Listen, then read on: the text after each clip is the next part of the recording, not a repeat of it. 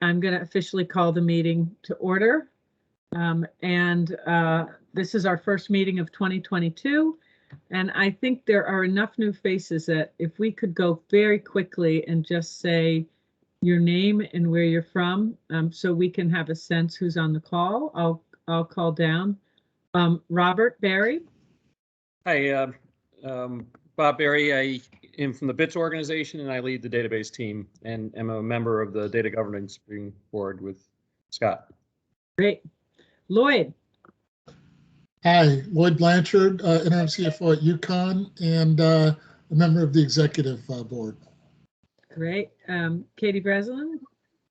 Hi, Katie Breslin, Outreach and Engagement Coordinator at OPM, working on P20. Great. Courtney. Hi, everyone. I'm Courtney Parkerson. I'm a director with the Connecticut project. Great. Niall. Hi, folks. Niall Demondo, Chief of Staff, Office of Workforce Strategy. All right. Patrick Flaherty. I know Patrick's on because You're on mute. You might be muted, Patrick. I was muted. I apologize. No problem. I'm Patrick Flaherty. I am the Director of Research at the Labor Department and a member of the Data Governing Board. And I know Commissioner Bartolomeo was planning to be here, and I know she's been having extreme IT computer problems today. So she may right now be trying to get on this meeting, and I feel terrible if she's in the midst of that stress. But I will do my best to represent the Labor Department today. Okay, great. Garth, I think that's Garth Aries. Oh, you might be muted. It is Beth. Yes, Beth, it is. Sorry, slow to get off mute and video. Hi, Garth Harries. I'm the CEO of the Connecticut project, and we're on your agenda later for a quick update. Great. Scott, go. Chief Data Officer, Office of Policy and Management, and on the Executive Board. Thanks. Great. Deidre Gifford. Hi, everyone. Deidre Gifford, Commissioner at the Department of Social Services. Great. Kate Eichel.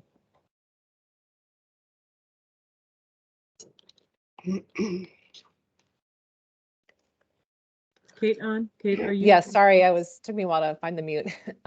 Welcome. Hi, everyone. I'm from the Connecticut Data Collaborative and the Hartford Data Collaborative Data Integration Project. Great. Good to have you. Jan. You might be muted, Jan. You are muted. I am trying to mute. I'm so sorry. I wasn't expecting to be called on. Jan Keeney, CSCU, Data Governing Board Representative. Thank you. Ken? Good afternoon, everyone. I'm Ken Kluchnik. I'm the Interim Provost and Senior Vice President at Connecticut State Colleges and Universities, filling Jane Gates' role, and I'm on the Executive Board. Great. Welcome. Rachel.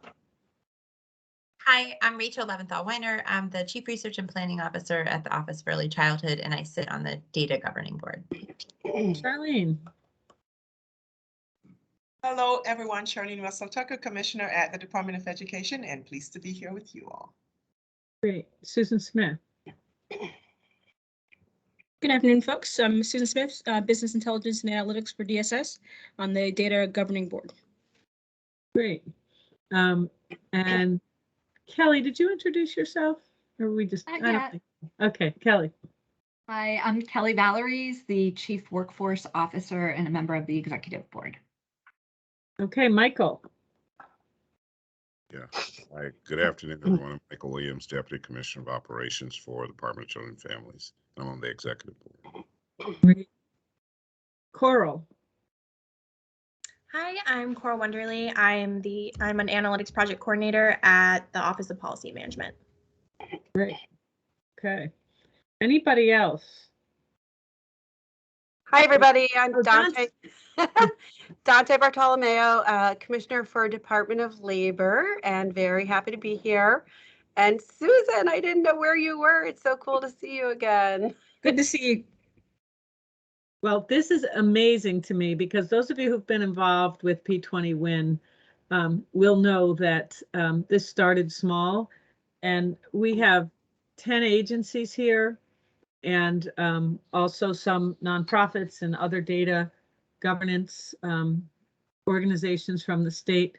And I think it's just a sign that we're all feeling like we've got to get our heads together and break down the silos and look at data and how it affects families and others, but from a more unified perspective than each of us having our own silos. So for those of you who've been toiling for years here, like I know Lloyd is on, and others, it's really great. It's really great to see so many people here. I'm going to ask first, are there any public comments? Anyone from the public who'd like to make a comment?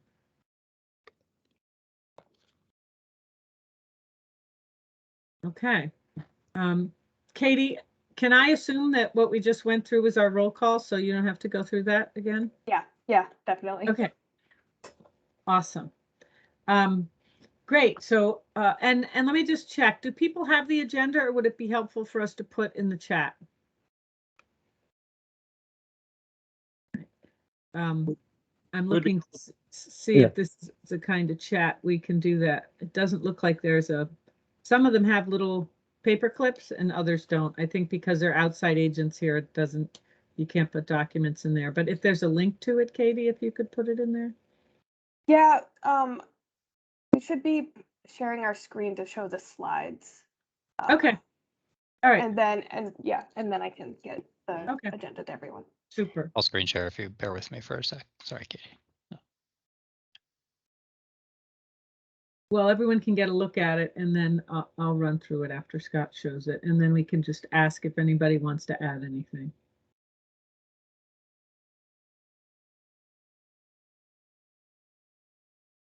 There we go. All right. Wow, that's fancy. So there, we don't have to share the agenda. It's there. And we've gotten through the first 3 items already. My other commissioners will be very pleased with that. So Kelly, you're up first, and I assume Niall will be joining you to talk about a data request. Why don't you take it away? Absolutely. Thank you, everybody. So as you are all aware, because we've been working with you all for over a year now, the Office of Workforce Strategy is really focused on obtaining program outcomes for everything that we're doing with regards to workforce development, and having data to back up the programs that we're working on with you, and programs that you all run, to be able to really understand the outcomes of those data's return on investment, and where there are opportunities for us to either have continuous improvement in our programming or address some of the gaps in the programming is really important. And for us to have that hard data is necessary for us to make those data-driven decisions. So the Office of Workforce Strategy would like to put in a formal data request, a P20 WIN data request, in order to get this data that we're looking for. I know that Niall has been having a lot of conversations around what this data request would look like, and has spoken with, if not all of you, most of you, and maybe others that are not on this call, to understand, you know, what it is that we need to collaborate on with regards to the data that we collect. So we would like to put in a formal request for this. And, you know, as we're doing this, you know, we're looking at measuring the enrollment and of the education and workforce programs that are administered across many different agencies. And these would include the Department of Labor, which would include apprenticeship programs, WIOA programs, TANF, youth, jobs for veterans, long-term unemployed, as well as the many other programs that they run.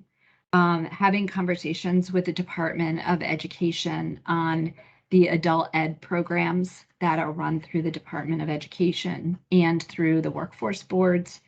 The Connecticut Cscu system for the non-credit training programs, including the credit certificate and non-credit certificate and associate degree and bachelor programs.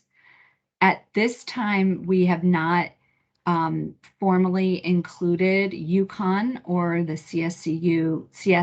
the CCIC, too many acronyms, independent colleges in this data request as of yet, but would be happy to have a conversation around whether they're included in this formal first round of requests.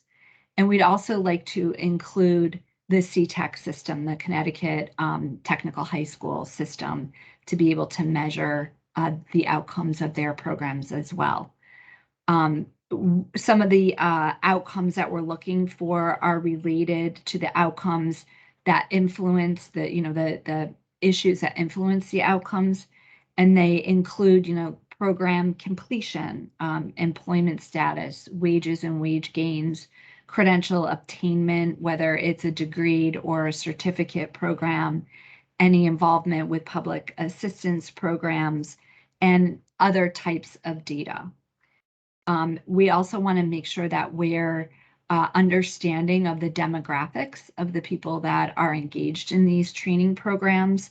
We want to know what their age is, their race and ethnicity, their gender, geography, those factors that make sure that we're being inclusive in serving a diverse population of people across the state.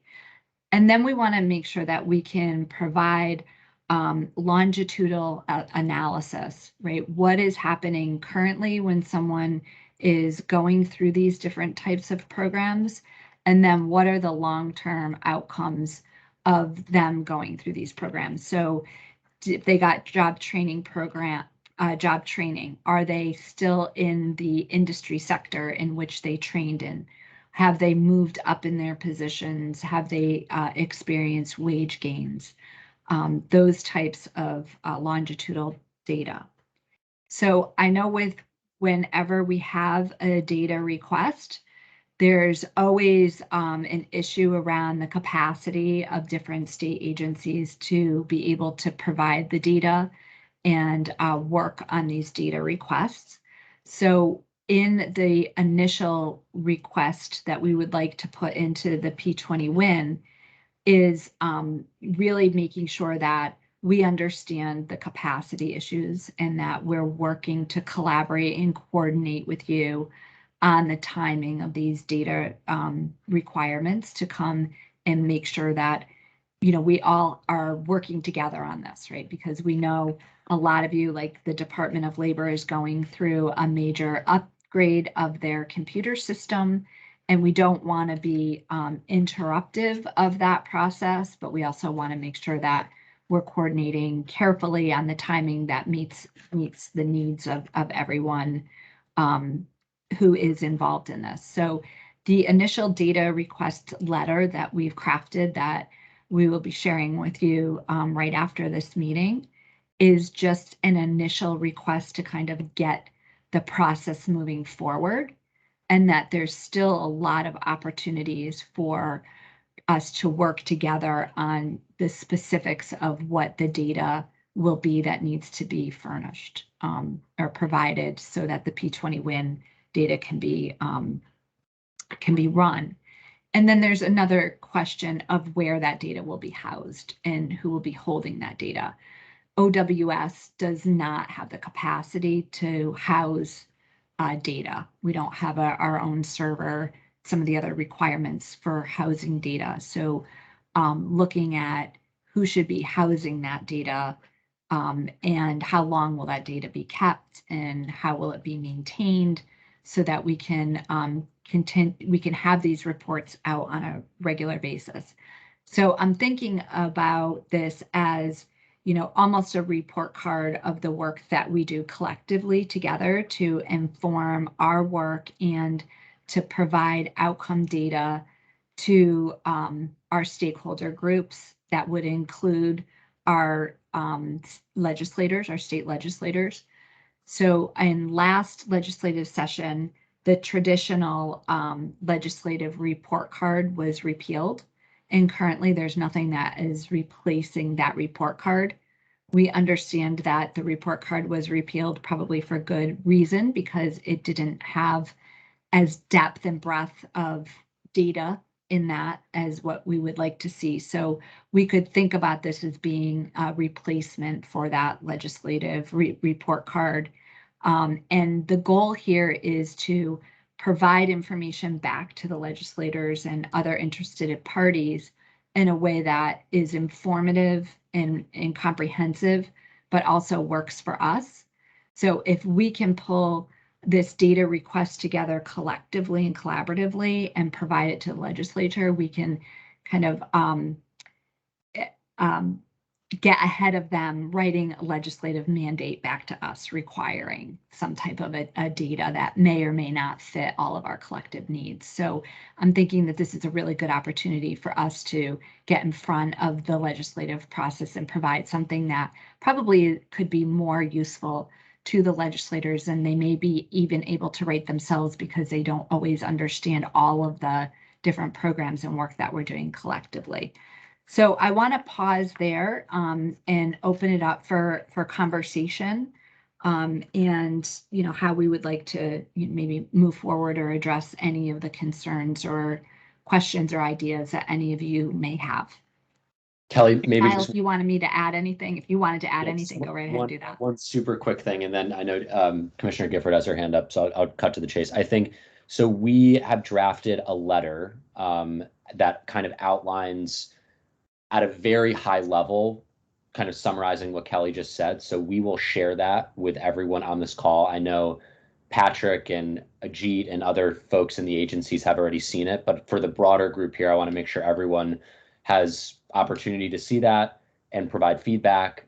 It's really just a letter to kind of the P20 WIN administrator team. And then just know that we will work on all of the details and embedding all of your feedback as part of the actual documentation gathering and actually submitting the request. So we have not moved forward with with the actual request process. We wanted to have kind of this conversation, get feedback, and then really work through some of the details as we're populating the request documentation. So this is very early on. We're still crafting it. We want to make sure we're kind of incorporating feedback.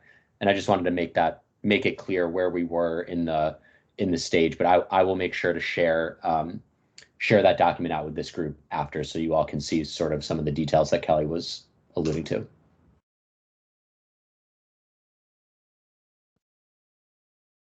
Deirdre? Yeah, I just wanted to toss in for consideration, and Susan may want to cover her ears as I volunteer the agency to do something. But as you're talking, Kelly Marie, and I'm thinking back to, the workforce council meetings that happened before the pandemic, and we were talking about the ways that public benefits support people when they're getting their training, and then the opportunity to transition off some of those benefits, hopefully after the completion of the training. I just wanted to put into the mix here, and there are plenty of complications when it comes to data sharing for our federal programs, but I wanted to put into the mix as an outcome or as a predictor or somewhere in the equation, use of Medicaid, use of SNAP. I'm assuming state subsidized childcare would be on that list, but on the programs that we administer at DSS as a variable that I think is really would be really important to add into the mix as to the success of the people participating in these programs. And we'll have to think creatively about how we can answer those questions, because as everybody on this call knows, we're not completely at liberty to share a lot of that data, but I think there's some creative workarounds that we might be able to come up with, down the road. Yeah, I think that's a really important data point to collect, right? Because it also shows how investment in these programs, what the return on that investment is. And the goal would be to continue to invest in programming that works to pull people up into an independent living wage. Right. And so it may be, Kelly, it may be that we want to think about a strategy for obtaining consent from the participants in these programs, because that's our major limitation when it comes to sharing SNAP and Medicaid data. So that's something we should probably talk about offline, and I don't know how feasible that even is to gather that kind of consent from participants, but we'll need some workarounds in order to measure who's participating in these programs, our programs. I think that's another great point. And as we're getting ready to launch Career Connect, and that major investment into these short-term training programs is a great place for us to try to collect that data if it's possible. Somebody else has their hand up, and I can't see who you are because you're just coming up as +7. Let's see. Commissioner Russell Charlene, I'm sorry. Go ahead. No, that's okay. I don't mind being a +7 at some point. No, I just, Ajit Gopalakrishnan, as you know, who's always here, is not at the meeting today, but want to voice the department's support, certainly, as you know, for the work that you're doing. And I know Ajit has been in touch with you, Niall, and you said you're working through some data questions that they're having, but I really just wanted to publicly share our support for our part of providing the data and information that you need. Thank you very much, Commissioner. That's very helpful and appreciated. Dante. Oh, you're on mute. So I think you have our support. I have more questions, I guess, so that we can actively participate. So when do you guys think that you're going to have this kind of narrowed in scope to what the actual data request is going to be? Because I have looked at all of it and I have talked to my team, and I know you're not saying this is the request, but it is kind of really hard to get your arms around right now. Yeah, Dante, I would say probably sometime late Q3. I think we need to start the request process, start filling out the documentation, and then when the fields are needing to be populated, by virtue of that, we're going to need to start fleshing out all the details. But no, we're pretty behind on our side too in terms of getting kind of the details fleshed out. But I would say probably later down at the end of the summer, I would guess, is when we would start fleshing this out in more detail. So actually, I think that's ideal from our perspective, because we really are talking about Q4 before we get a little bit of a breather in our units that are involved in, well, and actually it's almost all of them right on the modernization, the reemploy CT, and Patrick's unit has a very large piece of that. The other thing is, I was wondering, and this might just come when you're developing the request, but more about what Deidre was asking, because before pandemic, I really had the pleasure of serving quite a lot of time in our 2-gen activities, statewide and regional. And I was on the Benefit Cliff subcommittee, which I'm shamelessly have not participated in a very long time. But I really do.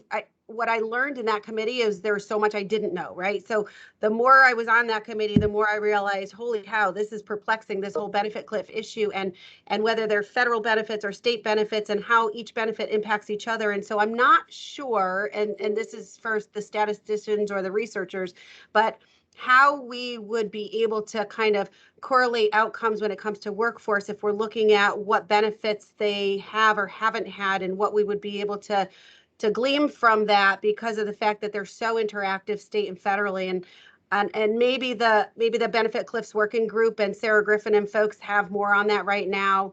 But even looking at the Atlanta Fed calculator, and we did pilot it with 2 sites for our Jobs First employment services. What we found was that there's in our world of what we do, there was very specific ways in which we felt comfortable using the calculator, which looks at benefit cliff issues, right? So we didn't want to be advising folks, oh, don't go do this job because it means that you won't have your benefits. And a CNA is a perfect example. Like that Atlanta Fed looks at a case study where somebody is a CNA versus somebody who is like a concession stand salesperson, and it takes like 14 years for the person who's a CNA to overcome in income, net income based upon, what they lost in benefits. So it's a really interesting thing, but I just throw that out there because, I don't know how we do that, and maybe others do. Dante, I think you raise a really important point. I think on the benefit cliffs, there's been a lot of work done through the Governor's Workforce Council, and we have a consulting group, Social Finance, that's been helping with this. It might really be worth having an update about where GWC is with the benefit cliffs, because it affects so many of our agencies on here. Scott and Katie, I don't know what you think about this, but that seems like a good topic for P20 win, because there's so many data sets fitting that and so much interest in that, because how we roll that out, to Dante's point, is really important and will have repercussions. And I know someone's on from BITS. It is part of the MyCT rollout, or Deidre, you might know about that, but that MyCT rollout is supposed to show parents those benefit cliffs ultimately as part of the design. So it has some big implications. Yeah, I would say that's pretty far off, Beth. The benefit cliff piece, like that's not in the minimal viable product that we're working on for the immediate launch. Okay, so I don't know what the time frame is for that. Okay. And also, I think there's some reluctance to show the benefit cliffs when we don't have a solution. Right? I think that's the other. We need CNA, but then we're asking people to go into debt and not make a living wage for our sake. It's sort of like the childcare workers. We need you, but this won't pay off for you. I'd hate to see the benefit cliffs for a childcare worker that goes to graduate school. Be like, no, go work in the concession stand. And we actually have tried to not engage in continuing that with our case managers, because unless somebody is trained really well on the benefit cliffs, the potential to misuse it and steer someone wrong is enormous. It's extremely complicated. I mean, I could just speak for our programs, and we train our eligibility workers for a full year before we set them free to work on their own, because there's so much nuance in the eligibility for these programs. This is a really important conversation. So I think this is its whole own effort, cross-agency effort, but it could be worth at the next meeting just having a briefing about where things are with the benefit cliff so the commissioners are aware. Yeah, and I don't know if this makes, oh, sorry, Kelly. And I don't know if this makes sense, but because of all of that, it might be something you don't want to put into your data request yet. Yeah, I think, the real benefit of the benefits cliff is how we can use that information to inform our legislators on policy changes and stepping down benefits and not just stopping benefits. And so if there's a way in which we can arrange the data request in a report that could help provide some clarity to our legislators around that in combination with the benefits cliff calculator. I know that there's been a lot of interest from different legislators that we've worked with and spoken to around this issue. We even got a request from a group of Republicans asking a little bit more about the benefits cliff and just giving them, a high-level overview and them saying we really are starting to understand the value of having this conversation and how important it is. So I think that there's some appetite and interest with our legislators, but if we can provide them really hard, concrete data around it, I think it'll make that decision to move forward on changing the legislation a lot easier for them to do. Yeah, and Kelly, I think it probably ultimately what we'd hope is to get the commissioners together and have the governor have a proposal related to the benefits cliff that we'd have a little more control over, because I'm watching right now what happens when you turn control over to the legislature because you don't come up with a policy, and it's scary. It's scary. So I think with those caveats, we'll look to bring that back here. But consider it as part of your data request now, but I think bring more information here, if that makes sense. Yep, perfect. Let me get back to my agenda. Okay. I don't have any notes here, Katie, but so this is a data request, so how do we proceed? Do we vote on it, or I don't have anything on my agenda that says we're going to take a vote? How do we? No, there are no votes on this. This was an opportunity to have a discussion about what will be a future data request, and so this was a great starting point, great conversation. And so hopefully we'll have updates, and we'll let you know when the data request is submitted and where we are in that process.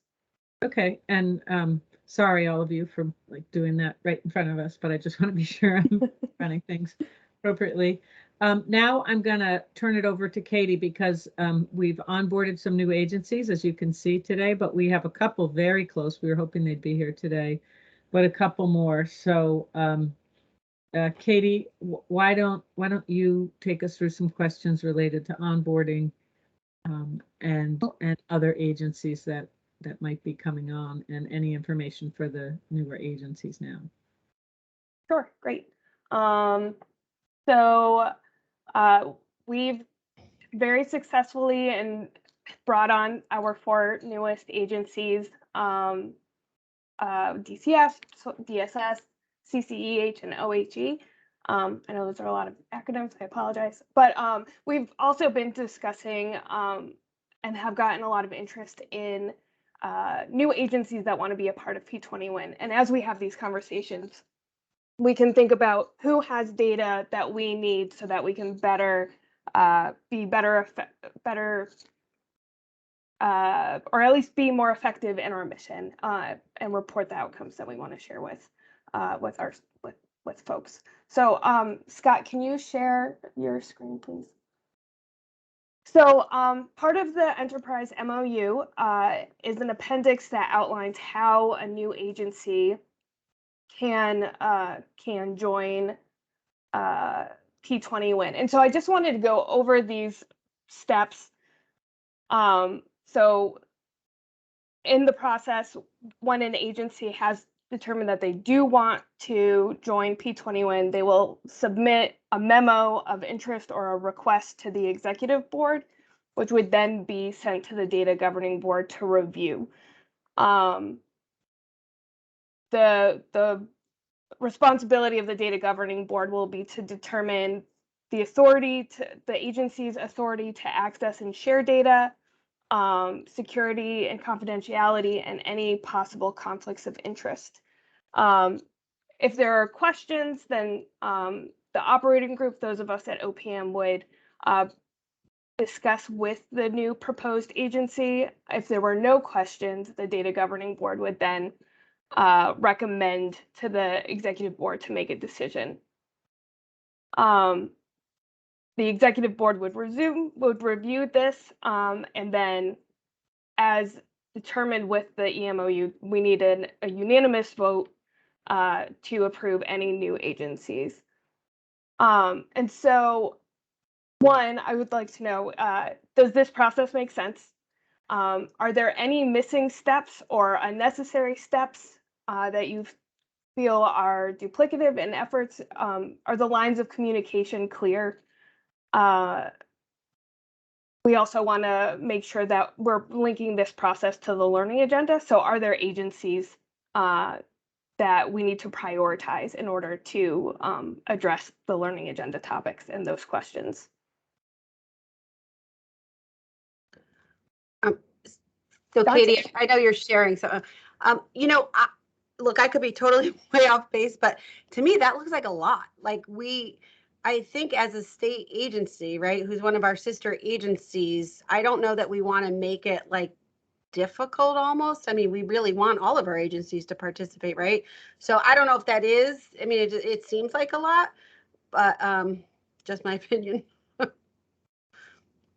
is a pretty extensive process. So, and it's kind of like a process whereby we're asking them for for their help. And so it just seems like a lot personally. I don't know that anybody would balk at it, but it just, that's my gut.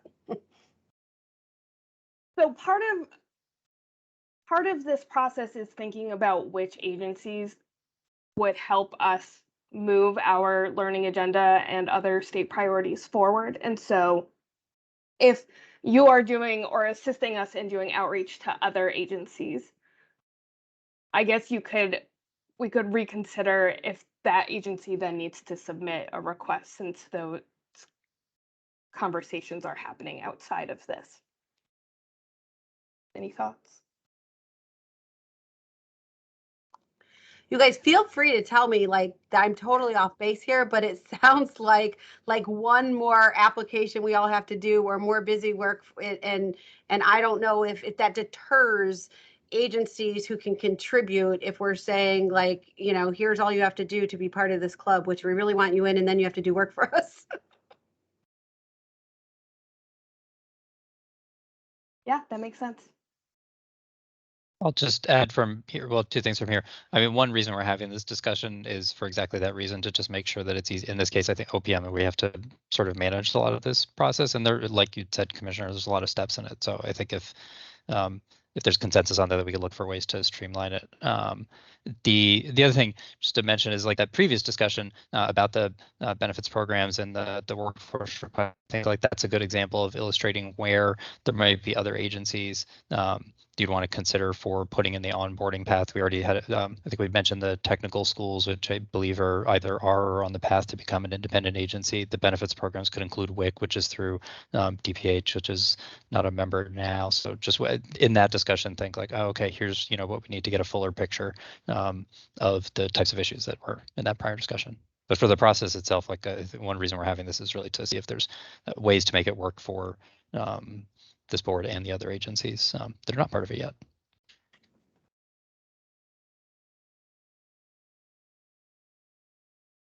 Anything else? Okay. So Dante, we'll take that under advisement. I think it's because it's a complex thing. Sometimes it's our agency, sometimes it's others.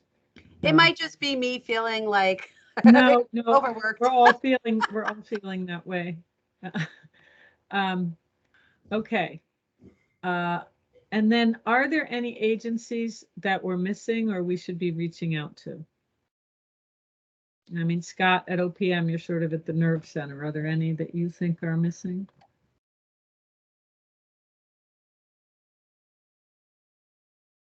I think we've had that prior discussions like a good illustration of it. So some of the agencies administer public benefits programs, technical high schools, which I admit I'm not 100% sure if it's a distinct agency at this point in time or not, but I think at some point in the future would be what we see are frequent requests covering a range of a broader set of health and human services, including, I think, behavioral health because of the questions that you're seeing at the legislature now, and then extending into sort of criminal juvenile justice. So like we get requests from when people are looking to, you know, link or share data across agencies at OPM, they'll call in the types of things I think we see that we're not able to sort of fulfill now or kind of reaching that territory.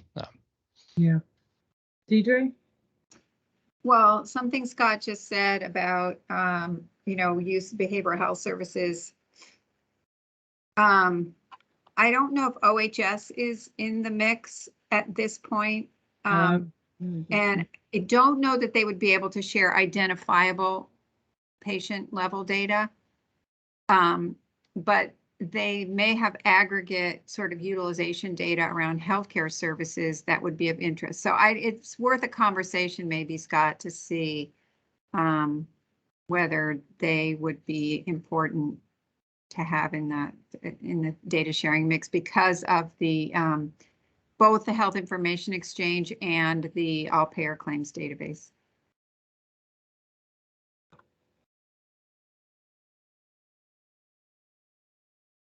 Thanks. We've had good informational discussions with both of them. A point, and I think Jan raised this in the chat too, is an interesting point, is that the Health Information Exchange is an independent 501 or independent nonprofit, and then the all payer claims is under OHS, as I understand it. But we'll have to kind of navigate this.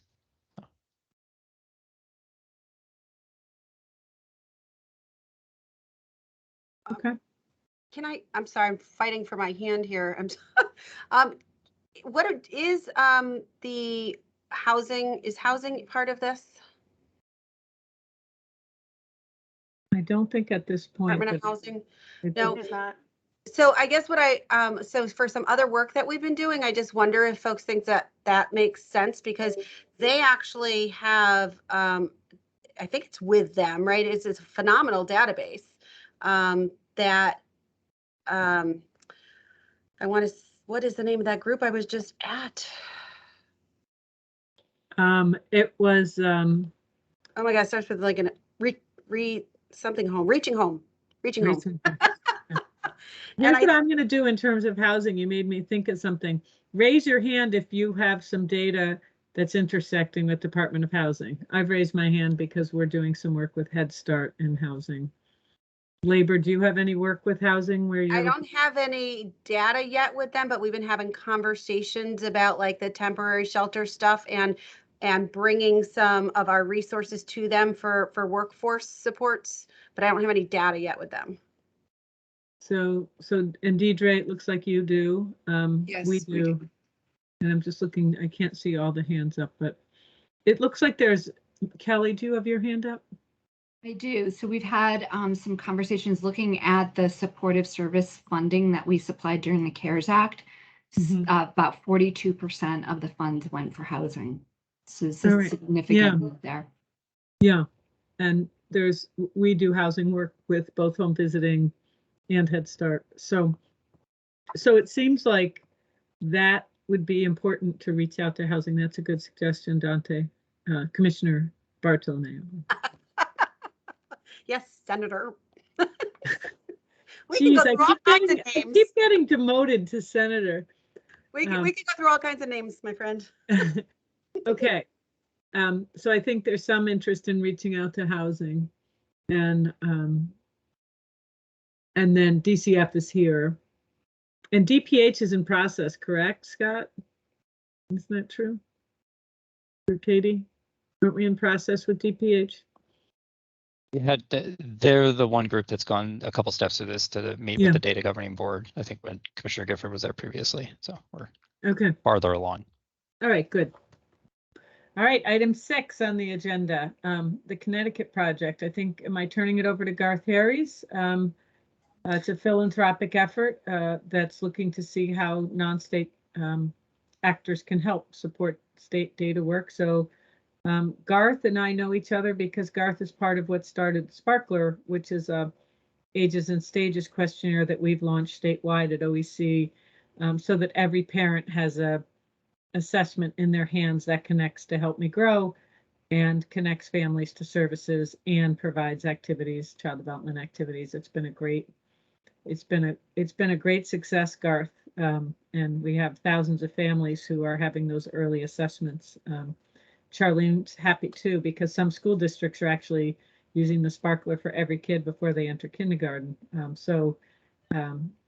I just wanted to say thank you for that, getting that launched. I know you're no longer there, but that was really helpful.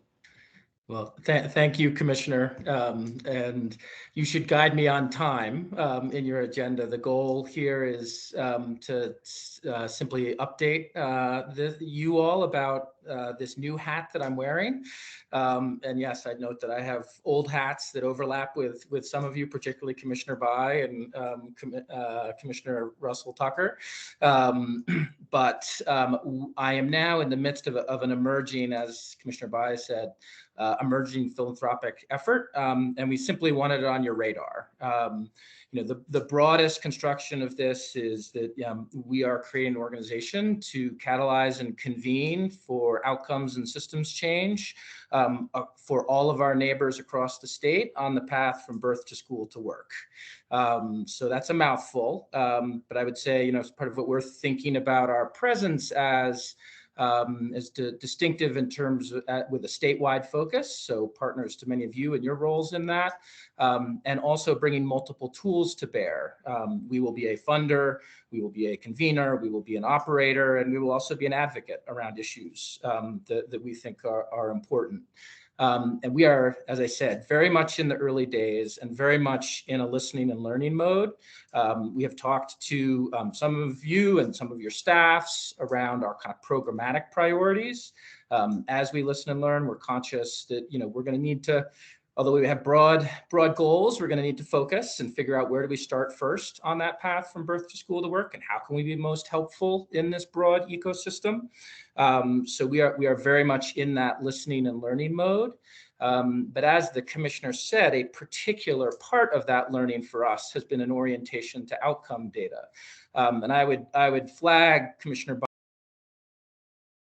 we're here and other people are here, not only because there's interest in this, but because of the good work you have all done to move this ball of cross-sector longitudinal data in the state. Frankly, from my first days as an assistant superintendent in New Haven, this was a question of how could we access this kind of information, and you all have made it happen. So, I think there's wonderful momentum here that we want to be thoughtful about how we can support. And sort of the entry point for us for that has been, as we make do our own listening and learning about where we might prioritize our programs, we've wanted, as you can imagine, and as a set of data-oriented folks, we've wanted to gather our own data set, get our own picture of how the outcomes look for our neighbors, and particularly our neighbors that are currently deprived of just access, just opportunities, just outcomes across the state. And so we have been in the midst of doing that. I'm joined on the call. Courtney Parkerson, Ellen Fugate are here from my team, and we've also hired Delivery Associates, which is a consulting firm that works typically with governmental actors to ensure data focus. We've hired them to help us gather that data set for ourselves and our own initial thinking. But as we do that, we're hyper conscious that this data ecosystem, as we call it, is still evolving, and that the P20 wins has made significant advances. But there may be ways that we, as a foundation and a partner, may be able to help push along these efforts to get the best possible information we can about how our residents are doing and how we might help them advance to their own prosperous work and self-directed lives. I think we've been spending time with Scott and Katie and the OPM team. We've been spending time with the Data Governance Board. We've been spending time with folks individually to really understand that ecosystem. In the midst of this initial project, as I said, we are looking to build our own data set of outcomes, and there's learnings in that Scott and team have been really open to about sort of where and how is data most accessible. And we are also looking to develop an initial picture of how we might think about how we as a non-state partner can lean our shoulder to this same wheel and figure out how, not only in government, but in nonprofit sectors and amongst all of us who, whatever hat we wear, are looking to try and improve the futures of our neighbors across the state, how data can be a proactive tool for that. So wanted you to be aware of us. Again, some of our conversations have opened already. Some are continuing. We're in the early days of this and hope to have a continued relationship, but wanted to proactively reach out to you all. So we'd be on your radar and you could find us, and happy to take questions now, Commissioner, to the extent there's time, but wanted to simply, most of all, be on your radar. That's helpful, Garth. Questions, Deidre? Thank you, Garth. So can you just, do you have an focus areas yet? I mean, you mentioned the emphasis on data and evidence, but are you primarily thinking about, for example, healthcare? Are you thinking about education? Are you thinking about housing? Can you just narrow down the scope a little bit for us? Well, I look forward to being able to do that, Commissioner. So part of what I was alluding to. So we're in the midst of looking at that, as you can imagine, and trying to figure out where, our resources, our time, our energy, our money can best make a difference. And so we are looking broadly at outcome measures, I would say, as we make that assessment. I think of it as, what are the promotional systems that drive our neighbors? What are the individual impediments that people face? And what's the community context that may support it?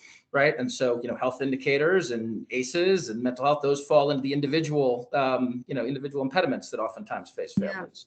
The housing construct is oftentimes one of, a community oriented lens. So we are looking broadly at the outset. We do expect to focus, and so I'll hopefully have a more satisfying answer as we get through looking at the data, and also I would say gathering the human insight, right, of people as program leaders and in community, which is the other forms of conversation we're having to inform this initial thinking.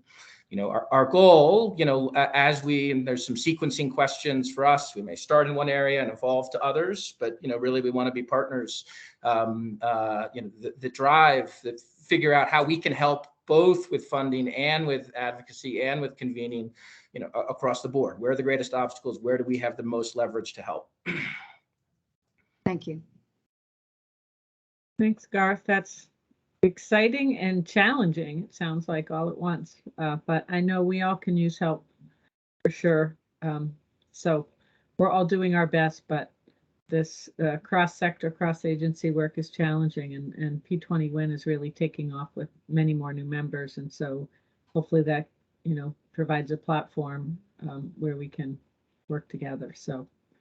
And we're very conscious of that, Commissioner, I think, as you know, right? As someone who was an operator, we're also informed by, a thoughtful steering committee, many folks who've occupied seats that you sit in, right? They've walked miles in your shoes, so we know how hard it is. And really, we want to be optimistic about the progress that we can make, but realistic about the challenges to get there. Right, and Charlene has really modeled some innovations around data. Charlene, you have your hand up too. Perfect timing, and Garth, is awesome to see you. As always, that's great, and I know we're trying to get some time together as well, because as Beth said, in the education space, we're really thrilled, and you've heard from Ajit here to be pioneering somewhat groundbreaking, first of its kind research collaborative here that we've used our COVID dollars to help to support. That we have unearthed and actually just got mentioned nationally as something to watch, as how we're tracking our COVID funds are spent, but really using it to understand the outcomes as we are investing our resources to make sure that we're invested in what works. So we look forward, Garth, to see how that can be leveraged and connected to the existing research collaborative that we've developed here in the education space to look at outcomes. So certainly look forward to that. Absolutely, Commissioner. And Ajit's been super helpful and thoughtful to us in our early thinking. Great. Okay, that looks like it. Thank you so much, Garth, for coming. And now for those of you here for the meeting, Katie is going to, in 4 minutes, run us through the final updates, and we're going to get it in an hour. I think we can do it. Yeah, so in the interest of time, I will be very quick. So we were going to have a quick update from BITS on the IT centralization. We will move that to May so that we can make sure that we have enough time to discuss it and answer any questions.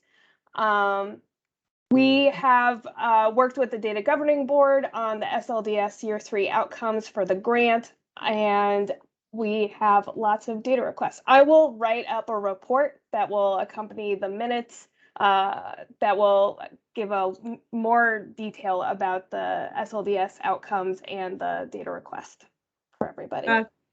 Katie, one thing I'd just like to say is on the BITS piece that may be of interest to the commissioners. If that's something that you think we need our own meeting around, what's the impact of BITS on data sharing, et cetera, we could schedule a meeting for April, or we could just make that sort of the main, one of the main topics from May. So just asking my commissioner colleagues. I know in our agency, we're having a lot of questions about this and what the impacts are and what it means for us and who's going to build our data systems and we've just hired a leader of IT after a 1.5 year long search. And so I think there's a lot of questions and concerns, but it will impact P20 Win as more of those efforts are centralized. So would you rather have a meeting in April or just make it like half of the meeting in May? If it's after session in May, that's not a bad idea. Okay, all right, that's a good point. Yeah, things are pretty crazy. Okay, so we'll put that on the May agenda. Okay, so Katie's going to follow up with some notes. Is there anything else before we close out? Okay, this was great. Thanks everybody for your time. We're moving along, and thanks again to the team for all their work getting ready for today. Okay, bye-bye. Thank y'all. Bye-bye. Bye. Bye.